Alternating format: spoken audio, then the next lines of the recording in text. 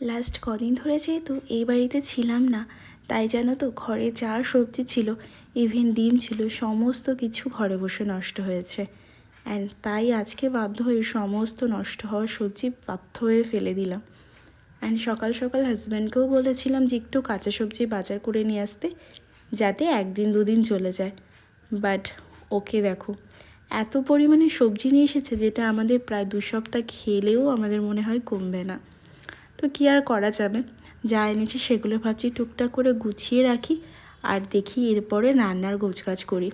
And জানো তো, যখন ঘরে সবজি থাকে না তখন মাথায় যেন অন্যরকম টেনশন কাজ করে, আর যখন অনেক রকমের সবজি থাকে তখন মাথায় এটা কাজ করে না যে কোনটা রান্না করব, কোনটা ভালো হবে।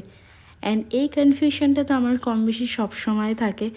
তো যেহেতু আজকে মাছ এনেছে, মাছটা তো ডেফিনেটলি করব, যেহেতু আমাদের এই বাড়িতে আর কি ফ্রিজ নেই, তাই মাছটা রেখে দিলে নষ্ট হয়ে যাবে।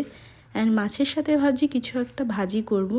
অ্যান্ড শাকটাও আজকে নিয়ে এসেছে, তার জন্য শাক ভাজাও করব। আর অন্যদিকে দেখো, প্রায় 300 গ্রামের মতো লঙ্কা এনেছে। জানি না এটা পুরো 1 সপ্তাহ যাবে কি না। তো যাই হোক, অনেক পরিমাণে লঙ্কা নিয়ে এসেছে ঠিকই, কিন্তু ম্যাক্সিমামটাই মনে হয় গরম যা পড়েছে নষ্ট হওয়ারই চান্স আছে।